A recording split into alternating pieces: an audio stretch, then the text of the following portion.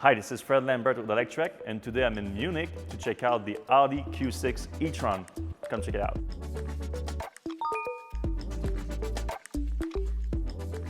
The Q6 is an important new vehicle for Audi for a few different reasons. First of all, it sort of completes the electrification of Audi's SUV lineup. You had the Q4, the Q8, and now we have the Q6. It also happens to be in a very popular segment, the mid-size SUV, especially in electrification, with now the most popular electric vehicle in the world, the Model Y, also operating in this segment. It's also an important SUV for other reasons. It's the first vehicle from Audi using the PPE platform, which was co-developed with Porsche. And the PPE platform is exciting because it addressed the biggest downsides of Audi's previous SUV, which is the efficiency of the vehicle. This is a much more efficient vehicle for a bunch of different reasons that we're going to get into. But before we do that, let's check out the design of this SUV.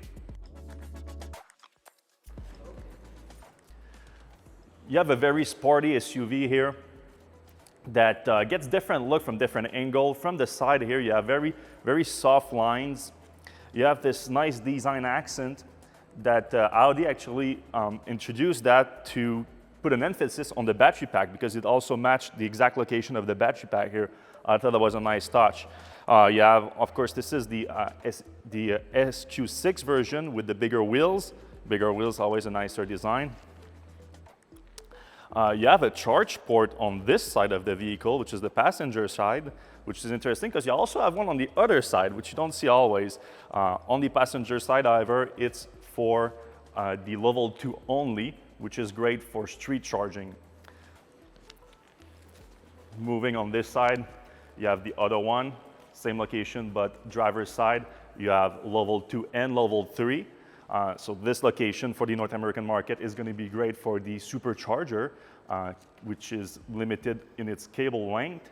It's going to work great on that. The only downside at that level is that this is a CCS port, like the other side, going to be a J1772.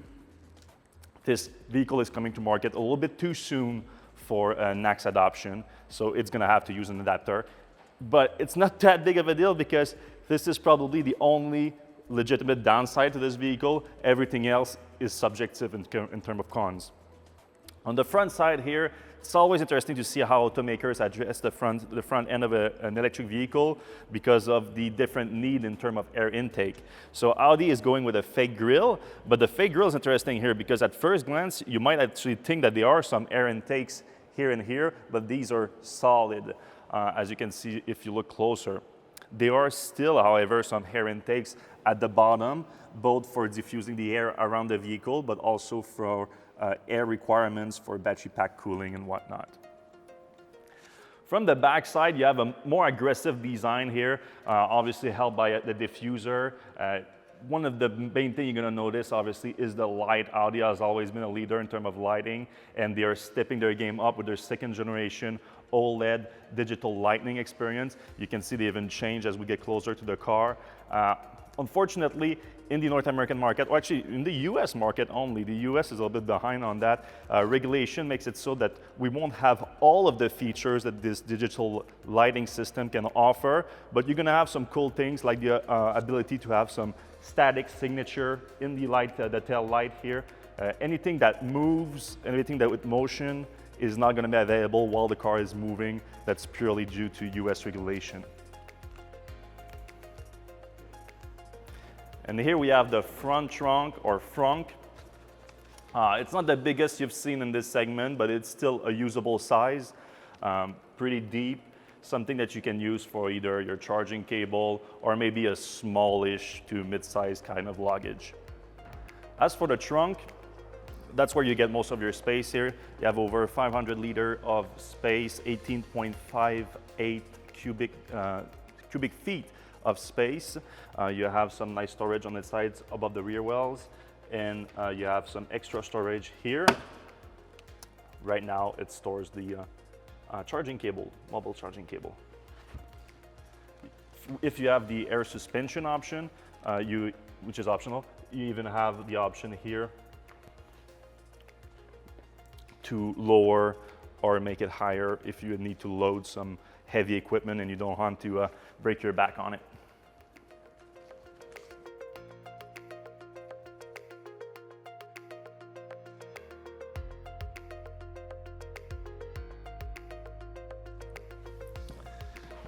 Moving to the interior of the Q6, or SQ6 in this case, you have a myriad of options for this vehicle with a bunch of fabric, different fabric, mostly from recycled material, some artificial leather, and a bunch of different seat options from the front.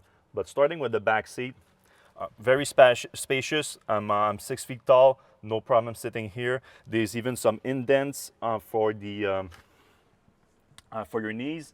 But again, that's going to only be for much taller backseat passengers. You have a nice center console that folds down if you're only riding fewer than four people or fewer. You have some 2 USB-C cable back here, some climate control management from the back, some nice shades, nice handle, dome lighting, and that's about it for the back seat.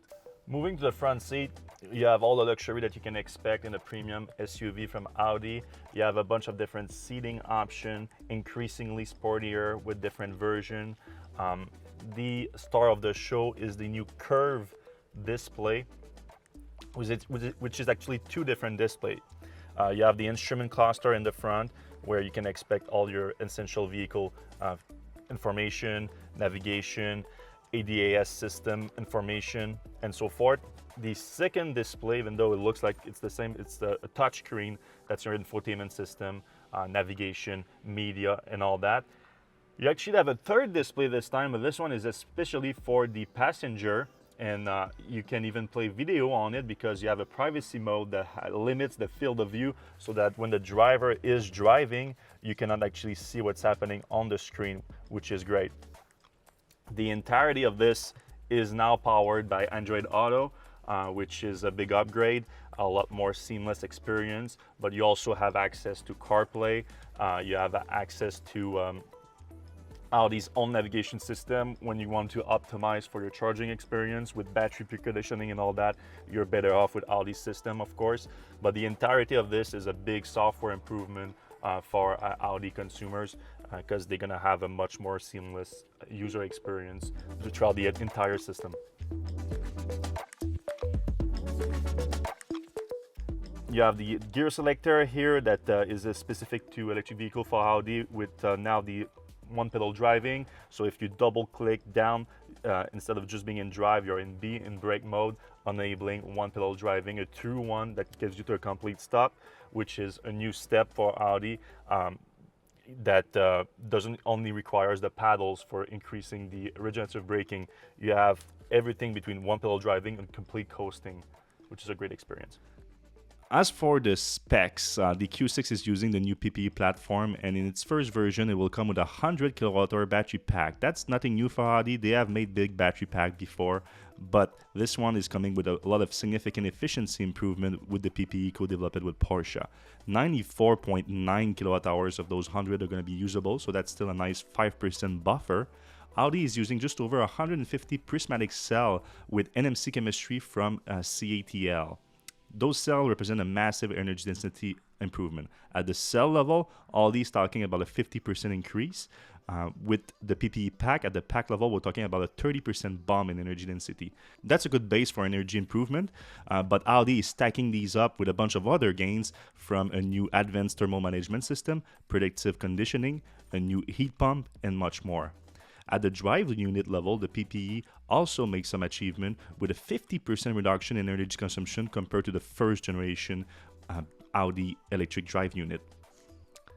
When you combine all those together, Audi is talking about the 625 kilometer, 388 miles of range for the Q6. Of course, that's on the WLTP standard. The WLTP is more lenient than the EPA. For example, it doesn't account for climate control, but when it comes to the EP version, Audi is expecting over 300 miles of range. They haven't released the final details just yet. Now, Audi is big on option, and those options may affect efficiency. We're talking about the 10 different wheels option from 19 to 21 inches, optional air suspension, and so forth. All these things is going to affect your efficiency to some degree. One thing where Audi has always been a leader at, it's charging. The Q6 charge on the 800 volt network at 270 kilowatts peak charging rates. It can also do bank charging at 135 kilowatts on 400 volt.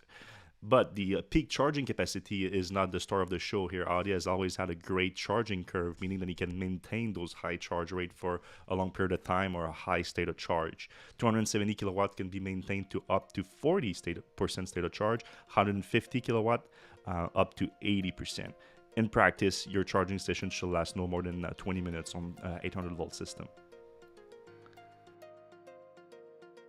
That's it for a preview of the Q6 e-tron from Audi. If you want to learn more, you can head out to Electrek.co for all the details and spec for the vehicle, and I hope to see you next time.